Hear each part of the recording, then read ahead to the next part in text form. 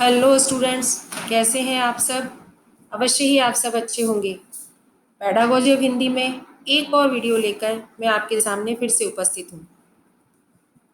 पिछले वीडियोस में हमने पढ़ा था भाषा कौशल के सोपान में श्रवण और भाषण। मनुष्य समाज में अन्य व्यक्तियों से संप्रेषण करने के लिए बोलकर या लिखकर अपने विचारों को अभिव्यक्त करता है तथा सुनकर या पढ़कर अपने विचारों को ग्रहण करता है। भाषा से संबंधित इन चारों क्रियाओं के प्रयोग करने की क्षमता को भाषा कौशल कहा जाता है। इनका विकास और इनमें दक्षता प्राप्त करना भाषा कौशल का एक महत्वपूर्ण उद्देश्य भी है। ये चारों कौशल एक दूसरे से संबंधित होते हैं और एक दूसरे से जुड़े होते हैं। जैसा कि आप इस स्लाइड में देख रहे हैं कि पहला हमने पढ़ा था श्रवण कौशल। ये चारों ही एक दूसरे से जुड़े हैं। पहला हमने पढ़ा श्रवण कौशल, श्रवण के बाद हमने पढ़ा भाषण। अब हमारा बाकी है पठन और लेखन। यानी सबसे पहले जो बालक है वो सुनना सीखता है अपने परिवार से, फिर वो बोलना सीखता है। अब वो आगे क्या सीखता है वो आज हम देखेंगे। तो आज हमारा जो कौशल है वो है पठन कौशल। जैसा आप इसको देख रहे हैं स्लाइड को, उससे आपको पता भी चल रहा है पठन कौशल यानी पढ़ना। भाषा शिक्षण में पठन शिक्षण का विशेष महत्व है। ये उसका प्रमुख अंग है। पढ़ने पर ही अन्य विषयों का अधिकांश ज्ञान निर्भर करता है। हम पढ़कर ही विद्वानों जैसे वाल्मीकि, कालिदास, भवभूति आदि विद्वानों की रचनाओं में निहित ज्ञान निधि को प्राप्त करने में समर्थ हो सकते हैं और उनको इसी प्रकार से इन पर अभ्यास पर ही बालक कहीं न कहीं समस्त मानसिक और भावात्मक उन्नति इस पर आश्रित होती है। अतः पढ़ना साध्य भी है और साधन भी है। तो आगे हम देखते हैं अब अगली स्लाइड में कि पठन कौशल होता क्या है या पठन किसे कहते हैं। साधारण अर्थ में पठन से तात्पर्य है लिखित भाषा को पढ़ने से, अर्थात पठन कौशल का अर्थ है लिखी हुई भाषा को उच्चारित करना तथा भाव को ग्रहण करना। यानी उच्चारित तो करना ही है, उस भाव को कैसे उच्चारित करना है, भाव को ग्रहण करते हुए उच्चारित करना है, सिर्फ पढ़ना मात्र नहीं है। साधारण अर्थ हमने देख लिया कि साधारण अर्थ में पढ़ने से तात्पर्य पठन है, लेकिन लिपिबद्ध भावों के अर्थ ग्रहण की प्रक्रिया को पढ़ना कहते हैं। लिपिबद्ध भावों के अर्थ ग्रहण करने की प्रक्रिया को पढ़ना कहते हैं।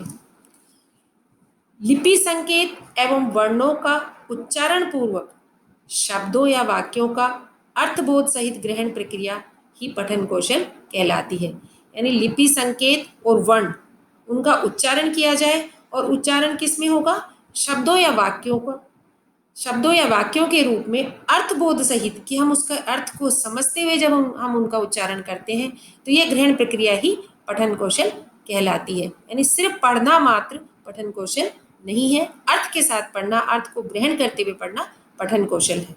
यहाँ पर हम एक परिभाषा देखेंगे। श्री रमन बिहारी के अनुसार शब्दों के उच्चारण मात्र को पठन नहीं कह सकते, क्योंकि उच्चारण के साथ उसके अर्थ और भाव को समझकर समझना भी आवश्यक है। इस परिभाषा को हम दोबारा देखेंगे कि श्री रमन बिहारी के अनुसार शब्दों के उच्चारण मात्र को पठन नहीं कह सकते, क्योंकि उच्चारण के साथ उसके अर्थ और भाव को समझकर समझना भी आवश्यक होता है। तो ये बात यहाँ पर स्पष्ट हो गई कि सिर्फ पढ़ना मात्र पठन नहीं है, उच्चारण करना मात्र भी पठन नहीं है। पढ़ना और उच्चारण करना, इसके साथ में हम उसके अर्थ और उसके अर्थ के साथ उसके भाव को भी समझें, तो ये बहुत आवश्यक है, तभी वो पठन कौशल में आता है। एक और परिभाषा हम इसमें देखेंगे और वह है डॉक्टर उमा मंगल की। डॉक्टर उमा मंगल के अनुसार वास्तव में लिखित सामग्री को पढ़ते हुए अर्थ ग्रहण करने की क्रिया को पठन कहते हैं। हम दोबारा देखेंगे। डॉक्टर उमा मंगल के अनुसार वास्तव में लिखित सामग्री को पढ़ते हुए अर्थ ग्रहण करने की क्रिया को पठन कहते हैं। यहाँ पर भी ये बात स्पष्ट हो रही है कि हमारी जो लिखित सामग्री है उसको हम पढ़ रहे हैं, लेकिन सिर्फ और सिर्फ हम उसको पढ़ नहीं रहे हैं, हम उसको उसके अर्थ को ग्रहण करते हुए पढ़ रहे हैं, तो यह क्रिया पठन कौशल कहलाती है। तो इस प्रकार से हमने देखा कि पढ़ना साधारण अर्थ में पढ़ना मात्र कह सकते हैं कि ये पठन है, लेकिन अगर हम इसकी गहराई में जाएं और हम कौशल की बात करें तो सिर्फ पढ़ना मात्र पठन कौशल नहीं है। लिपिबद्ध भावों के अर्थ ग्रहण की प्रक्रिया साथ में होगी, तब हम उसे कह सकते हैं पठन कौशल। अगली स्लाइड में हम देखेंगे पठन कौशल के उद्देश्य, यानी हम कोई भी कार्य बिना उद्देश्य के नहीं करते हैं। तो यहाँ पर हम जो पठन कौशल है उसका उद्देश्य देख रहे हैं कि पठन कौशल जो है उसका क्या उद्देश्य है। तो पहला जो उद्देश्य है वह है पढ़कर लिखित सामग्री का भाव ग्रहण। हम जो भी चीज़ पढ़ने जा रहे हैं, जो भी हम लिखित सामग्री को पढ़ रहे हैं, तो उसके पीछे जो भाव है उसको ग्रहण करना, ये हमारा एक उद्देश्य होता है, जो महत्वपूर्ण उद्देश्य है इसका, कि पढ़कर लिखित सामग्री का भाव ग्रहण करना। तो जब आपके परीक्षा में प्रश्न आता है कि पठन कौशल के उद्देश्य कौन से हैं या उसका मुख्य उद्देश्य क्या है, तो मुख्य उद्देश्य जब हम पूछा जाता है हमसे तो उसमें यही आता है कि पढ़कर लिखित सामग्री का भाव ग्रहण करना, यानी हम पढ़ेंगे और जो लिखी हुई सामग्री है उसको उसके भाव को ग्रहण करेंगे। दूसरा जो बिंदु इसमें आता है अगला, कि स्वाध्याय की प्रवृत्ति जागृत करना, यानी जब हम पढ़ेंगे तो हमारी रुचि बढ़ेगी और हम स्वाध्याय करने लग जाएंगे और इस तरह से ये प्रवृत्ति हमें जागृत होने लगेगी। स्वाध्याय का मतलब स्वयं अध्याय करना, यानी हम स्वयं अध्याय करने लगेंगे और पढ़ने लगेंगे, ये प्रवृत्ति हमें जागृत होने लगेगी। तो इस तरह से स्वाध्याय की प्रवृत्ति को जागृत करना भी इसका उद्देश्य है। अगला आता है शब्द भंडार में वृद्धि। शब्द भंडार में वृद्धि, शब्द भंडार में वृद्धि सभी ही जितने भी भाषा कौशल के सोपान हैं सभी का उद्देश्य कहा जा सकता है। इस उद्देश्य को सब जगह ये उद्देश्य महत्वपूर्ण है कि शब्द भंडार में वृद्धि होगी, सुनकर भी होगी, पढ़कर भी होगी, लिख कर भी होगी। शब्द भंडार में वृद्धि अवश्य ही होती है भाषा कौशल के सोपान से। तो यह भी एक महत्वपूर्ण उद्देश्य है और ये इसमें निहित है कि शब्द भंडार में वृद्धि। अगला जो उद्देश्यों का पॉइंट आता है वह है कि बिखरे हुए विचारों को एक सूत्र में पिरोने की क्षमता। जो विचार इधर उधर बिखरे हुए हैं उनको एक सूत्र में पिरोने की क्षमता भी इसका एक महत्वपूर्ण उद्देश्य है। अगला हम देखते हैं कि केंद्रीय भाव ग्रहण करने की क्षमता विकसित करना। केंद्रीय भाव ग्रहण क्या हुआ कि जो हम पढ़ने जा रहे हैं, चाहे वो कोई निबंध है, कोई कहानी है, कोई आर्टिकल है, कोई अनुच्छेद है, कोई ऐसे ही पैराग्राफ है, कोई न्यूज़ है, तो हम जो भी चीज़ हम लिखित सामग्री पढ़ने जा रहे हैं उसके केंद्रीय भाव में, उसका केंद्रीय भाव क्या है लिखने के पीछे, उस केंद्रीय भाव को ग्रहण करें कि उसमें क्या भाव छिपा है, उसको ग्रहण करने की जो क्षमता है वो इसी से विकसित होती है। तो पढ़ना सिर्फ यहाँ पर पढ़ना नहीं है, क्योंकि उसके भाव को ग्रहण करने की बात भी है। तो इसीलिए जो भी सामग्री लिखित सामग्री हमारे सामने है और जिसको हम पढ़ने जा रहे हैं तो उसमें निहित केंद्रीय भाव को ग्रहण करने की जो हमारी क्षमता है वह और बढ़ाता है पठन कौशल। तो ये बिंदु हुआ केंद्रीय भाव ग्रहण करने की क्षमता विकसित करना। अगला जो उद्देश्य का बिंदु है वह है विषय वस्तु की व्याख्या करना, यानी हम जो पढ़ रहे हैं वो सिर्फ वाचन मात्र नहीं है। हम पठन कौशल कर में जब चलते हैं तो सिर्फ वाचन करना यहाँ पर नहीं है, यहाँ पर जो विषय वस्तु हमारे सामने है उसको हम पढ़ें और उसके अर्थ को समझें। तो यहाँ पर जो विषय वस्तु होगी उसकी अर्थ समझने से फिर उसकी हम व्याख्या कर पाएंगे। तो व्याख्या करना भी इसका एक उद्देश्य है। तो विषय वस्तु की व्याख्या करना। अगला जो बिंदु आता है स्पष्ट और शुद्ध उच्चारण के साथ उचित गति से पढ़ने का अभ्यास कराना, यानी जब पठन कौशल में आ जाते हैं, पठन कौशल में दक्षता हासिल कर लेते हैं, तो हम किसी भी वाक्य को या किसी भी पैराग्राफ को या किसी भी निबंध को, आर्टिकल को, किसी भी लिखित सामग्री को स्पष्ट तौर पर और शुद्ध उच्चारण के साथ और एक उचित गति के साथ पढ़ने का अभ्यास कर लेते हैं। तो इस तरह से इसका अभ्यास हमें हो जाता है। अगला जो बिंदु आता है उद्देश्यों में कि विषय वस्तु की श्रवण अशुद्धियों का पठन से निवारण। कई बार होता है कक्षा में कि शिक्षक पढ़ा रहा होता है और छात्र जो शिक्षक बोलता है तो आसपास में शोरगुल होने के कारण या किसी कारणवश उसके कानों में वह आवाज़ सही तरीके से नहीं पहुंच पाती है, और जो अध्यापक शब्द बोलता है वो छात्र को सही नहीं सुनाई देता है, तो उसमें अशुद्धि हो जाती है। तो ऐसे में जब छात्र के सामने वो लिखित सामग्री आती है, जब वो कक्षा में अपनी बात, शिक्षक की बात को सुनता है और घर जाकर जब वो उसका पठन करता है, तो कक्षा में जब वो नहीं सुन पाया ढंग से, घर जाकर जब वो उसका अध्ययन करता है तो पठन करने से इसे समझ में आता है कि अच्छा ये सर ने ये बात बोली थी। तो उसकी जो श्रवण में अशुद्धि रह गई थी वो पठन से उसका निवारण हो जाता है। तो ये पॉइंट आपको क्लियर हो गया होगा कि विषय वस्तु की श्रवण अशुद्धियों का पठन से निवारण। अगला और अंतिम बिंदु जो है पठन कौशल के उद्देश्यों में, वह आता है श्रवण से अधिक स्थायी ज्ञान की प्राप्ति। आपने सुना होगा बच्चों कि जब हमारी सभी इंद्रियां काम करती है तो हम जब उससे पढ़ते हैं तो वह ज्ञान ज़्यादा स्थायी होता है। हम सुनते हैं खाली तो सिर्फ हमारी श्रवण इंद्रियां काम करती है। जब हम पढ़ते हैं तो हमारे हम और इंद्रियां भी हमारी साथ में जुड़ जाती है। तो ऐसे में जब हम पढ़ते हैं सभी इंद्रियों को काम में लेते हुए, तो फिर हमारा जो ज्ञान होता है वह स्थायी ज्ञान होता है। तो इस प्रकार से हमने पठन कौशल के मुख्य मुख्य उद्देश्य यहाँ पर देखे। परीक्षा में आपके सामने प्रश्न आता है कि पठन कौशल का अर्थ क्या है, उसके उद्देश्य क्या है, तो आप इसका लिख सकते हैं कि पठन कौशल का अर्थ क्या है और उसके उद्देश्य क्या है।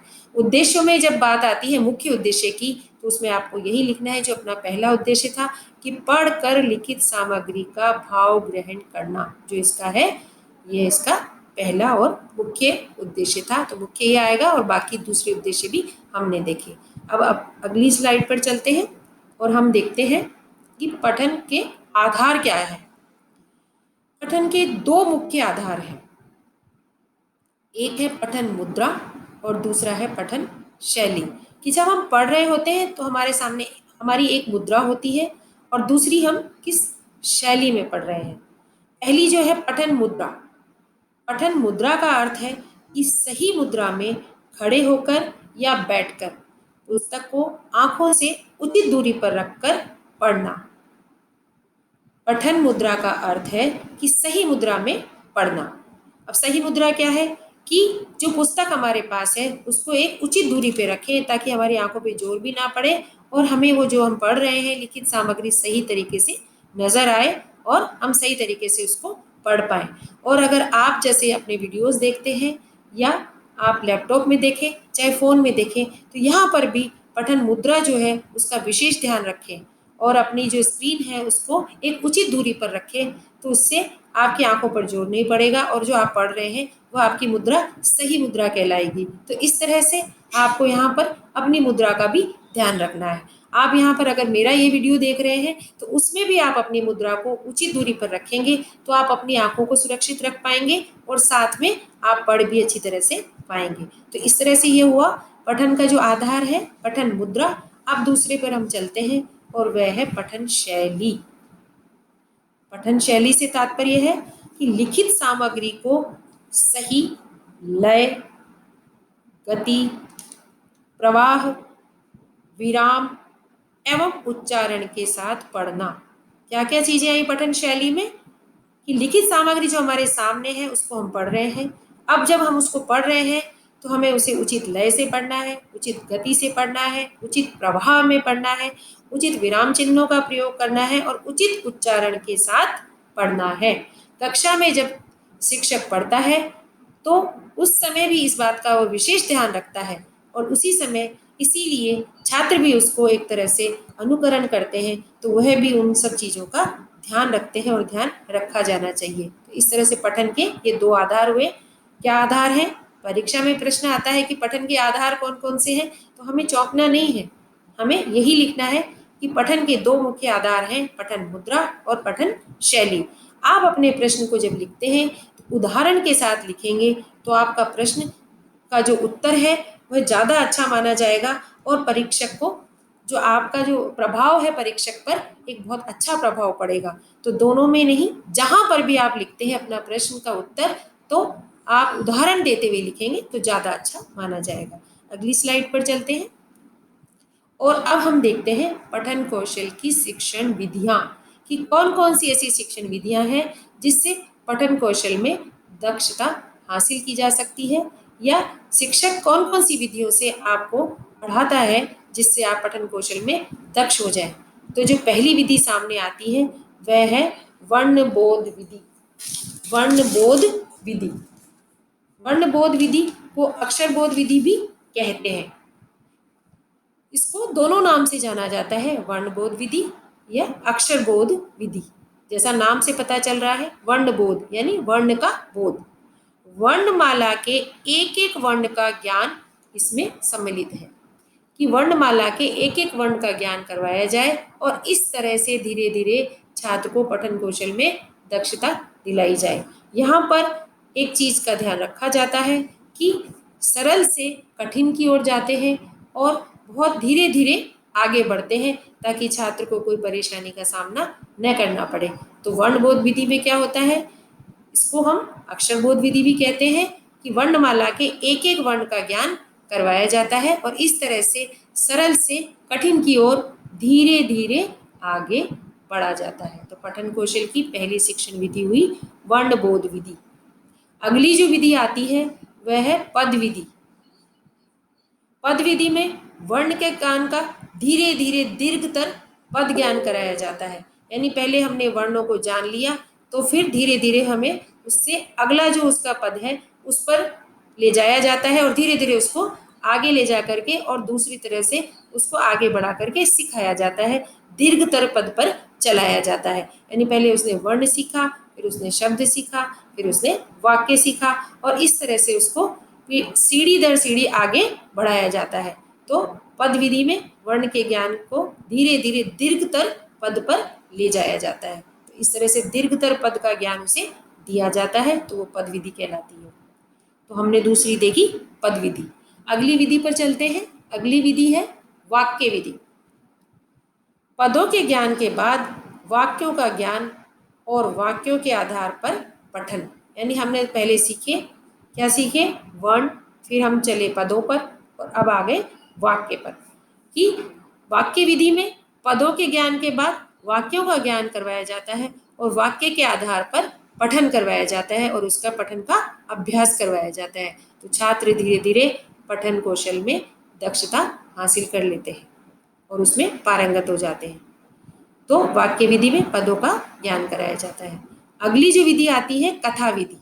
चित्रों के सहयोग से, चित्रों के सहयोग से बालकों को कथा सुनाना और चित्रों के नीचे कहानी से संबंधित बड़े बड़े अक्षरों में वाक्य लिखना। कथा विधि में क्या होता है, कहानी सुनाई जाती है। ये सिर्फ कहानी विधि नहीं है, ये है कथा विधि। तो इसमें कहानी सुनाई जाती है लेकिन चित्रों के सहयोग से कहानी सुनाई जाती है। चित्रों के सहयोग से बालकों को कथा सुनाते हैं और चित्रों के नीचे जो कहानी हमारी चल रही है, हम सुना रहे हैं, उसके नीचे उससे संबंधित बहुत बड़े बड़े अक्षरों में वाक्य भी लिख दिए जाते हैं। तो छात्र क्या करते हैं, अभी हम जैसे पीछे बात कर रहे थे कि सभी हमारी जब इंद्रियों को हम काम में लगते हैं, लेते हैं और फिर हम पढ़ते हैं तो हमारा जो ज्ञान होता है वह स्थायी ज्ञान होता है। तो यहाँ पर छात्र क्या कर रहा है, कहानी सुन भी रहा है, चित्र देख भी रहा है और नीचे लिखे जो उसके बड़े बड़े अक्षरों में जो वाक्य लिखे हुए हैं उन्हें भी वह पढ़ता हुआ चल रहा है। तो इसका जो ज्ञान होगा वह उसका स्थायी ज्ञान होगा। तो कथा विधि में ये बात होती है कि चित्रों के साथ में कहानी सुनाई जाती है। अगली जो विधि आती है कहानी विधि। कहानी विधि में शिक्षक कक्षा में कहानी सुनाता है और विद्यार्थी उसका शिक्षक का अनुकरण करते हैं। कहानी विधि, कक्षा में शिक्षक जब कहानी सुनाता है तो छात्र रुचि लेते हैं और उसको बहुत ध्यान से सुनते हैं। उसके बाद में फिर शिक्षक छात्रों को बोलता है कि आप भी कहानी सुनाइए और वो एक एक करके छात्रों से भी कहानी सुनता है और इस तरह से वो कक्षा में आगे बढ़ते जाते हैं। तो कहानी विधि में शिक्षक भी कहानी सुनाता है और फिर विद्यार्थी भी उसका अनुसरण करते हुए कहानी को सुनाते हैं। देखो और कहो विधि। अगली विधि अपनी आई है देखो और कहो विधि। इसमें वस्तु या चित्र दिखाकर शब्द का ज्ञान कराया जाता है। इसमें वस्तु या चित्र दिखाया जाता है और फिर शब्द का ज्ञान कराया जाता है। यानी वस्तु या चित्र या तो स्वयं दिखा देते हैं वस्तु को, और या फिर किसी वस्तु का चित्र दिखा देते हैं। जैसे मान लीजिए कि हम उसको छात्र को दिखाना चाह रहे हैं, फल पढ़ाना चाह रहे हैं, तो हम उसको दिखाते हैं आम। अगर हम आम कक्षा में ले जाकर दिखा दें तो वो देख लेगा कि हाँ ये आम होता है, इस तरह से उसको वो देख लेता है। या अगर हम आम नहीं ले जा सकते हैं तो फिर हम आम का चित्र ले जाते हैं। तो वस्तु हो गई आम और उसका चित्र भी, या तो हम वस्तु ले जाएंगे या उसका चित्र ले जाएंगे और उसे दिखाएंगे, दिखा करके फिर शब्द का ज्ञान कराएंगे कि ये आम होता है, फिर हम उसके बारे में और चीज़ें बताएंगे। तो इस तरह से जो कराया हुआ ज्ञान होगा वह भी स्थायी ज्ञान होगा। तो इसको कहेंगे देखो और कहो विधि। और जो चित्र होता है उसके नीचे उस वस्तु का नाम भी लिखा होता है कि वो वस्तु कौन सी है। और इस तरह से जब छात्र पढ़ेगा तो वह ज़्यादा अच्छा सीखेगा। छोटी कक्षाओं के लिए यह विधि बहुत उपयोगी है, देखो और कहो विधि। तो इस तरह से छात्रों यह हमने पढ़ी पठन कौशल की शिक्षण विधियाँ। कौन कौन सी थी? वर्णबोध विधि, पद विधि, वाक्य विधि, कथा विधि, कहानी विधि, देखो और कहो विधि। अब हम चलते हैं अगली स्लाइड पर और देखते हैं कि पठन कौशल का महत्व क्या है। पठन कौशल का महत्व होगा तो तभी उसको कोई पढ़ने में रुचि लेगा। बिना महत्व के हम कोई काम करते ही नहीं है। तो जो पठन कौशल के महत्व के बिंदु हैं उनमें जो सबसे पहला बिंदु आता है वह है शब्द भंडार में वृद्धि करने में सहायक। बहुत ही महत्वपूर्ण बिंदु है कि जब हम पढ़ते हैं उसके अर्थ को समझने की कोशिश करते हैं तो धीरे धीरे पढ़ते पढ़ते हमारे शब्द भंडार में वृद्धि होती जाती है और हम भाषा में दक्षता हासिल करते जाते हैं। तो इस तरह से पठन कौशल की जो महत्व है उसमें ये एक महत्वपूर्ण बिंदु है। अगला बिंदु है व्याकरणिक ज्ञान में वृद्धि करने में सहायक। आपने इससे पहले जो हमारे दो ये सुने थे या देखे थे कि श्रवण कौशल और भाषण कौशल। श्रवण कौशल जो है छात्र या बच्चा अपने घर से शुरू करता है तो उसमें व्याकरण का ज्ञान इतना ज़्यादा सम्मिलित नहीं होता है। वो सिर्फ सुनता है और फिर सुन करके उसकी नकल करके बोलना सीखता है। तो श्रवण और भाषण दोनों में ही अनौपचारिक रूप से घर पे शिक्षा दी जाती है। औपचारिक रूप से जब वो पढ़ने लगता है तो औपचारिक रूप से वह पठन कौशल से ही पढ़ना शुरू करता है। तो इसीलिए जब वो औपचारिक रूप से पढ़ना शुरू करता है तो उसमें उसे व्याकरण ज्ञान में उसकी वृद्धि होती है। तो इसीलिए पठन कौशल जो है इसका एक महत्व यह भी है कि व्याकरणिक ज्ञान में उसकी वृद्धि होने लगती है और व्याकरणिक ज्ञान में वृद्धि करने में यह सहायक है। अगला बिंदु आता है नवीन जानकारी प्राप्त करने में सहायक। जो भी नवीन जानकारी है पढ़कर ही हम प्राप्त करते हैं या कहीं से देखकर सुनकर प्राप्त करते हैं। जब हम न्यूज़पेपर पढ़ते हैं, मैगजीन्स पढ़ते हैं और पत्र पत्रिकाएं पढ़ते हैं, शिक्षण हमारी जो हमारी पाठ्य पुस्तक है उसके अलावा भी हम बहुत सारी चीज़ें पढ़ते हैं और इस तरह से हम नई नई जानकारी प्राप्त करते रहते हैं। तो इस तरह से लेखन सामग्री को पढ़कर उसके अर्थ ग्रहण को समझते हुए हम नवीन जानकारी प्राप्त करने लगते हैं और हमारी पठन कौशल का जो महत्व ये भी बहुत है। अगला जो इसका बिंदु है कि विद्यार्थियों के सर्वांगीण विकास में सहायक। विद्यार्थियों के सर्वांगीण विकास में सहायक यानी छात्र जो है वह सुनना फिर बोलना और उसके बाद में वह पढ़ना सीखता है। जैसे जैसे वो पढ़ना सीखता है तो उसका व्यक्तित्व में निखार आने लगता है, वो नई नई जानकारी लेने लगता है और नए नए जानकारी के साथ आगे बढ़ता है। तो इस तरह से नवीन जानकारी प्राप्त करने के बाद उसके जो उसका विकास है उसमें वृद्धि होने लगती है, उसका व्यक्तित्व निखरने लगता है और उसका सर्वांगीण विकास होने लगता है और वह अपनी उन्नति के पथ पर चल पड़ता है। अगला जो आता है कि विद्यार्थियों के समय के सदुपयोग में सहायक। जब विद्यार्थियों के पास अवकाश का समय होता है या खाली समय होता है तो उसमें फालतू के विचार आने की बजाय अगर वो बैठकर अपने किसी भी पाठ्य सामग्री को या किसी लिखित सामग्री को पढ़ते हैं तो वह उसका सदुपयोग कर पाते हैं अपने अवकाश के समय का। तो अवकाश के समय के सदुपयोग के लिए भी यह जरूरी है, इसलिए भी इसका महत्व है। आपने देखा होगा कि जब हम यात्राओं पर जाते हैं कहीं पर तो हम उस समय अपने साथ में कोई इस तरह की लिखित सामग्री ले जाते हैं, कोई पुस्तक या कोई समाचार पत्र या किसी तरह की मैगजीन ले जाते हैं और हम पढ़ते हैं तो हमारा समय भी अच्छे से कट जाता है और हम समय का सदुपयोग कर पाते हैं। तो इस तरह से विद्यार्थियों के समय के सदुपयोग में भी ये सहायक है, इसलिए भी ये महत्वपूर्ण है। अगला बिंदु आता है कि शिक्षा प्राप्ति एवं ज्ञानोपार्जन में सहायक। शिक्षा प्राप्ति का बहुत ही महत्वपूर्ण साधन है कि पढ़कर ही, पाठ्य पुस्तक को पढ़कर ही छात्र ज्ञान प्राप्त करते हैं और ज्ञान प्राप्त करने में सहायक है। तो पढ़कर ज्ञान को प्राप्त करना और अर्थ को समझते हुए, तो शिक्षा प्राप्ति में और हमारी जो पूरी शिक्षा प्रणाली है उसमें पठन कौशल का बहुत ही महत्व है, क्योंकि वह हमारा जो ज्ञान है वो सारा सारा पढ़ने पर ही आधारित है। अगला बिंदु आता है कि मनोरंजन के महत्वपूर्ण साधन के रूप में। मनोरंजन का साधन, जब हमारे पास खाली समय होता है और हम कुछ और काम नहीं कर रहे होते हैं तो हमारे पास मनोरंजन के कई साधन होते हैं। तो उनमें से एक महत्वपूर्ण साधन यह भी है कि हम अपने टाइम पास के लिए कोई मैगजीन पढ़ें, कोई कहानियाँ पढ़ें, कोई और पत्र पत्रिकाएं पढ़ें, कोई अखबार पढ़ें या किसी तरह की और लिखित सामग्री को पढ़ें। तो पढ़ करके हमारा मनोरंजन होगा और हमारे खाली समय जो है उसमें हम बोर नहीं होंगे, अपने आप को मनोरंजन महसूस करेंगे। अगला जो बिंदु आता है कि सामाजिक, राजनीतिक, साहित्यिक तथा सांस्कृतिक विकास के लिए आलोचनात्मक दृष्टिकोण विकसित करने में सहायक। जब हम पढ़ने लगते हैं तो हम समाज से संबंधित लिखित सामग्री, राजनीति से संबंधित लिखित सामग्री, साहित्य से संबंधित लिखित सामग्री, संस्कृति से संबंधित लिखित सामग्री को पढ़ते हैं।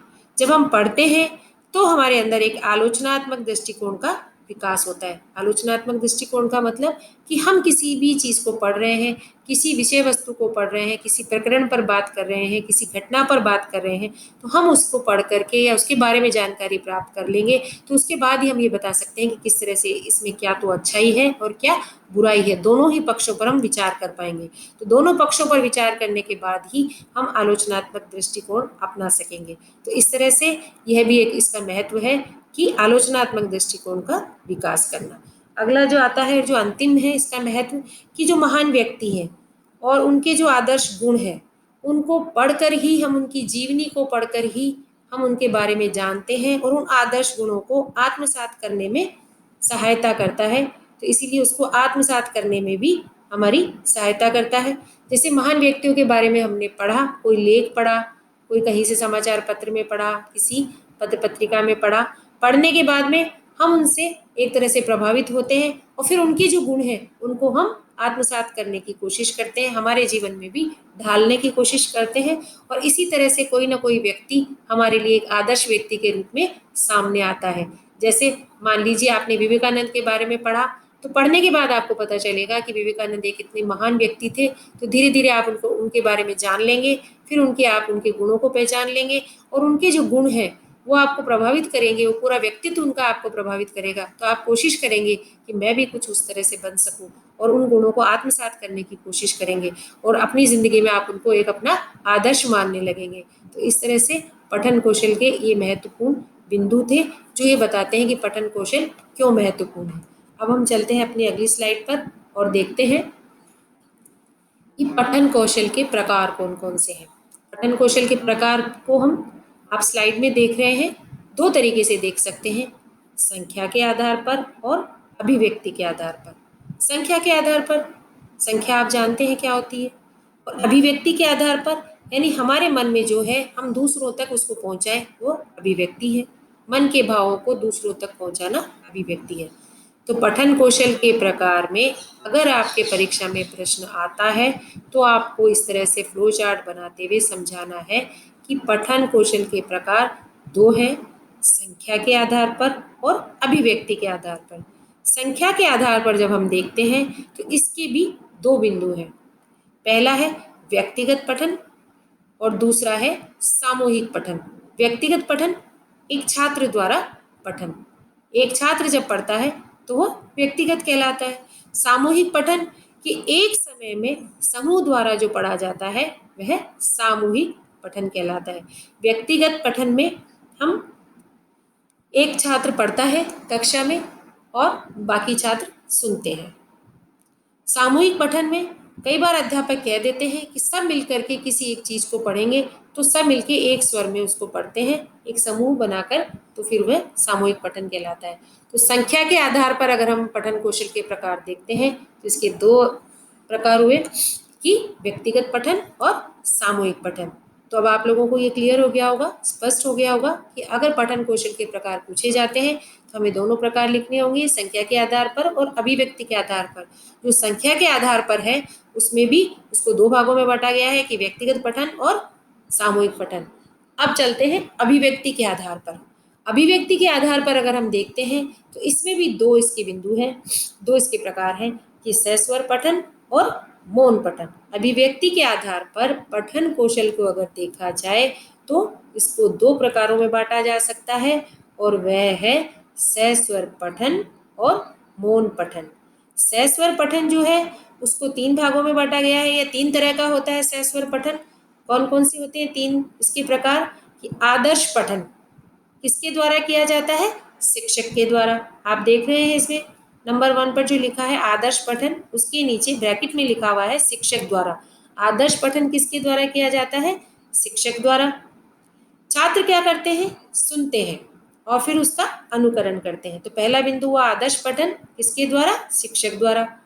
दूसरा हुआ अनुकरण पठन, यानी अनुकरण पठन कौन करता है? छात्र। तो दूसरा इसका प्रकार हुआ अनुकरण पठन, जो हुआ छात्रों के द्वारा। तीसरा इसका बिंदु जो आता है वह है इसका प्रकार कि समवेत पठन।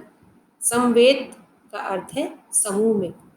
समूह में छात्रों द्वारा जो पढ़ने की प्रक्रिया होती है वह समवेत पठन कहलाती है।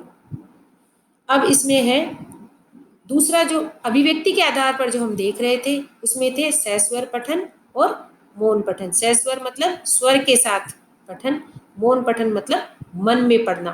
तो सस्वर के हमने देखे तीन भाग थे इसके, या तीन इसके भेद हैं: आदर्श पठन, अनुकरण पठन और संवेद पठन।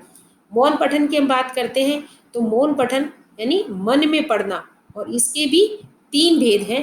क्या क्या है या तीन प्रकार हैं? सामान्य पठन, गंभीर पठन और द्रुत पठन। मौन पठन का अर्थ है मन में पढ़ना, और इसके हैं सामान्य पठन, गंभीर पठन और द्रुत पठन। ये इसके प्रकार हैं। इनको हम और अधिक विस्तृत रूप से अगली स्लाइड में देखेंगे।